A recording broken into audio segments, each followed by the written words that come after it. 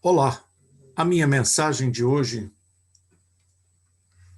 é uma reflexão sobre uma passagem bíblica que está na epístola do apóstolo Paulo à igreja de Filipos, a carta aos Filipenses, capítulo 1, versículos 9 a 11.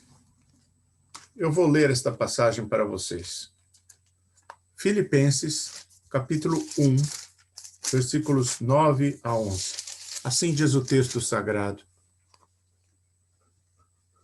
E também faço esta oração, que o vosso amor aumente mais e mais, em pleno conhecimento e toda a percepção, para aprovardes as coisas excelentes e serdes sinceros e inculpáveis para o dia de Cristo, cheios do fruto de justiça, o qual é mediante Jesus Cristo, para a glória e louvor de Deus.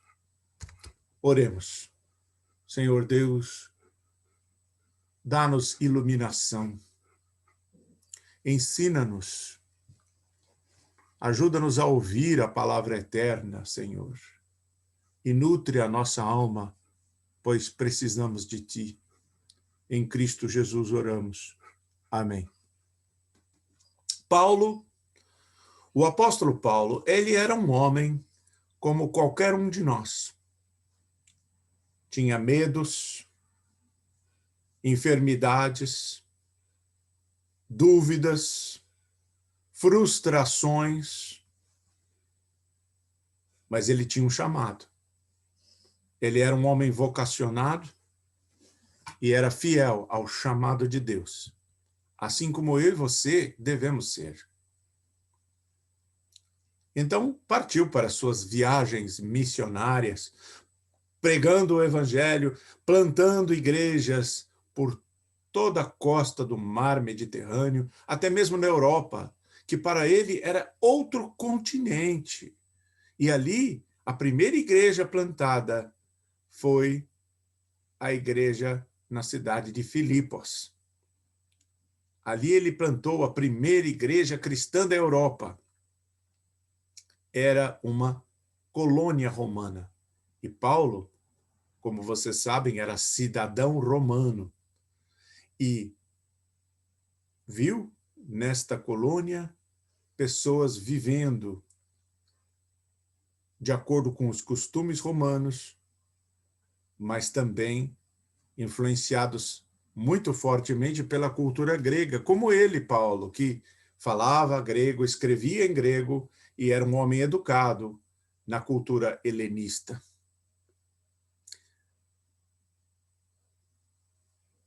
Paulo tinha uma memória feliz do seu tempo em Filipos, não apenas por causa do sucesso do seu ministério lá, mas porque aquela igreja era uma igreja que colaborava com Paulo, que colaborou com ele até o fim.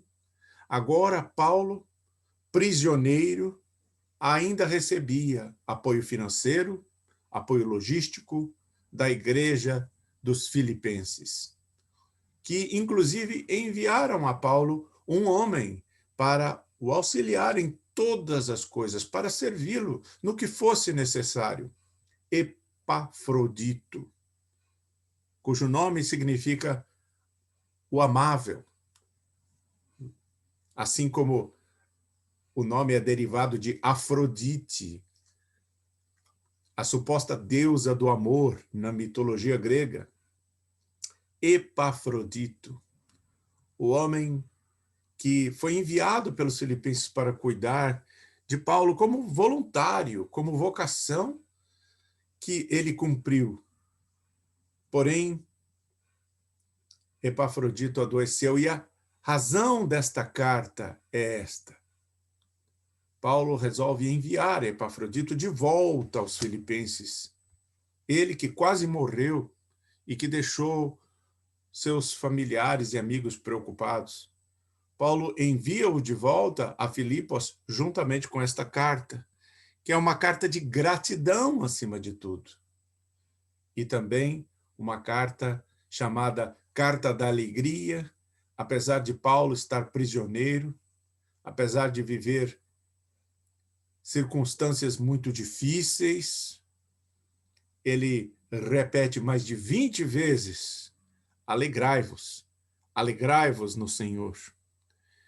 E ele está consciente da maturidade espiritual daquela igreja, por isso acredita que pode dar instruções de profunda espiritualidade nesta carta muito particular do Novo Testamento. Essa passagem, que é do começo da carta, logo após a saudação, fala da sua oração. Paulo diz que está orando por eles e diz também acerca do conteúdo das suas orações. E ele expressa as suas preocupações na forma de uma oração. É por isso que nas igrejas falamos tanto de oração e praticamos tanto a oração. É isso que o cristão faz. Ele ora por aqueles que ele quer bem, ele ora e conversa com Deus acerca dos seus problemas, suas inquietações, ele traz a Deus em oração a sua vida interior e vive um diálogo, uma conversa com Deus, porque isto é o verdadeiro sentido da oração. E qual é a petição básica de Paulo a Deus nesta oração? É que seus leitores, e aí devemos nos incluir, cresçam em amor. Que o amor se torne mais e mais abundante. Muitas vezes as pessoas me perguntam: pastor, o senhor vai falar de novo sobre o amor? E eu respondo: claro, o amor é essencial. Ele é repetidamente mencionado nas Escrituras, particularmente no Novo Testamento, que afirma: Deus é amor. O meu mandamento é este, que vos ameis uns aos outros, disse o Senhor Jesus. O amor é um conceito mal compreendido, no entanto. As pessoas confundem o sentido da palavra amor no Novo Testamento com alguma espécie de emoção ou sentimento que todas as pessoas têm, baseado na ideia do amor eros, do desejo, que não é necessariamente ruim, é um instinto natural que Deus colocou em nós, mas não é disso que Jesus está falando, não é disso que Paulo está falando.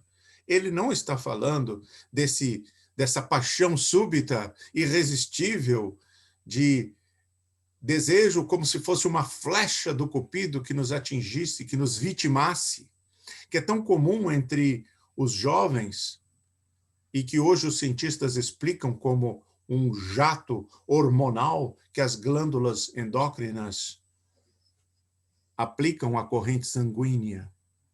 Paulo, assim como Cristo, eles estão falando do amor ágape, que é o amor divino, que só Deus tem, mas que também capacita-nos a ter em Cristo Jesus, pelo poder do Espírito Santo.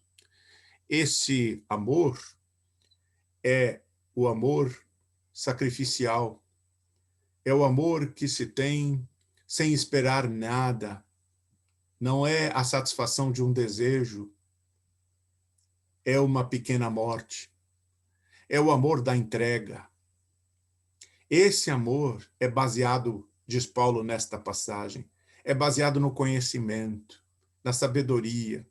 Ele é baseado no descortinamento, no insight, na percepção, no discernimento das coisas excelentes que devemos preferir. É disso que Paulo está falando. Paulo está falando do fruto do Espírito, como ele descreve em outra carta, na carta aos Gálatas, capítulo 5, versículos 22 e 23. O primeiro, aspecto do fruto do Espírito é o amor, e ele capacita-nos a ter todos os outros aspectos do fruto do Espírito, assim como diz Paulo na carta aos Colossenses, capítulo 3, versículo 14. E sobre todas as virtudes, vistam-se, revistam-se, como se fosse uma roupa de amor, porque o amor conecta todas as virtudes em uma união perfeita. E conecta-nos seres humanos, conecta-nos filhos de Deus, igualmente em perfeita união com Cristo e com o Criador. O amor é a essência do Evangelho. Certamente você se lembra do hino ao amor de Paulo em 1 Coríntios 13. Ainda que eu falasse a língua dos homens e dos anjos, se eu não tivesse amor, eu seria apenas um gongo que ressoa, que faz barulho, um símbolo e nada mais. Se eu tivesse o dom da profecia e pudesse explicar todos os mistérios e tivesse fé para transportar montanhas, ainda que eu entregasse meu corpo para ser queimado como um mártir da fé.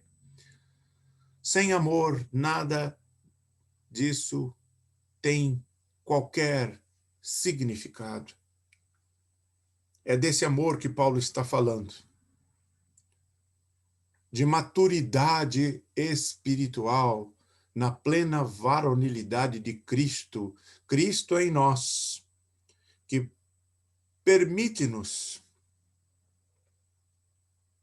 viver inteligentemente, com discernimento moral, para que sejamos genuinamente uma bênção, com o amor divino, o amor agape,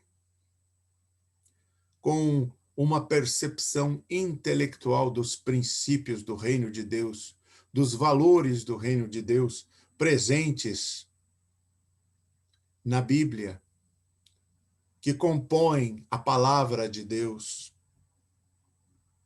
Essa profundidade de insight, de conhecimento intuitivo, místico, esse descortinamento que vem pela iluminação por meio do Espírito Santo. Uma sensibilidade, podemos dizer, que nos é outorgada quando aprendemos a amar. Porque esse amor, que não é uma emoção, um sentimento súbito, não é uma paixão, um desejo, é um amor que pode ser aprendido, que pode ser desenvolvido pelo crescimento espiritual. Uma percepção moral de como se relacionar com os outros, de acordo com as suas necessidades, com a necessidade de cada um. Portanto, não estamos falando de algo meramente teórico, mas que tem aplicações práticas muito claras. Em diferentes circunstâncias da vida, podemos atender, cuidar, auxiliar as pessoas a partir do amor de Deus. Para isso, temos que ter sensibilidade, a sensibilidade espiritual que Deus concede, para sabermos como agir.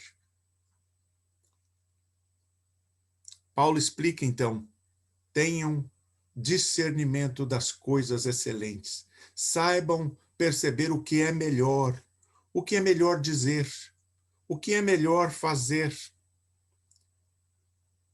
A gente pode claramente separar entre o bom, o bem e o mal, aquilo que é bom, aquilo que é ruim, na maioria das vezes. Mas várias vezes na vida, as situações não são tão claras. É difícil discernir o bem do mal, o melhor do pior. Quanto mais saber as coisas sobreexcelentes que podemos fazer pelo poder do Evangelho, pelo poder de Cristo em nós. O exercício do amor agape, em nós pode influenciar os outros, pode ter um efeito positivo através dos nossos atos, através das nossas palavras. Como Paulo diz na primeira carta aos Coríntios, em Cristo tudo é permitido, mas nem tudo convém. Tudo é lícito, mas nem tudo é construtivo.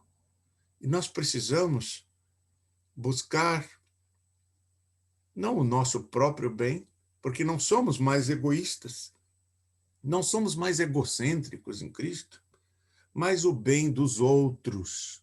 E quando esta é a nossa preocupação, sabemos com alegria que estamos vivendo no amor de Cristo. Quando estamos nos relacionando com os outros, precisamos nos perguntar: isso que estou fazendo, isso que estou falando, vai prejudicar ou vai ajudar? Por isso, Paulo fala do misterioso dia de Cristo. O dia de Cristo é o dia do encontro com Cristo, é o dia do juízo, é o dia do juízo final. Paulo diz em 2 Coríntios, capítulo 5, versículo 10. Depois você leia. Todos nós iremos aparecer diante do trono de Cristo para sermos julgados. Cada um de nós deverá receber aquilo que merece das coisas que fez no corpo, sejam elas boas ou más. Paulo está citando o último versículo de Eclesiastes, Eclesiastes 12, 14, em que a conclusão do sábio professor é justamente essa. Tenha reverência diante de Deus e siga as instruções de Deus e obedeça aos seus mandamentos, porque todos haverão de prestar contas no dia do juízo, inclusive as coisas secretas, sejam elas boas ou más. O dia do juízo não foi revogado pela vinda de Cristo. Ele continua sendo uma realidade para nós. Isto eu digo não para que você fique aterrorizado, amedrontado diante de Deus. Se você é verdadeiramente um cristão, então, vivendo em união mística com Cristo, justificado diante de Deus pela justiça de Cristo, então você vive em amor.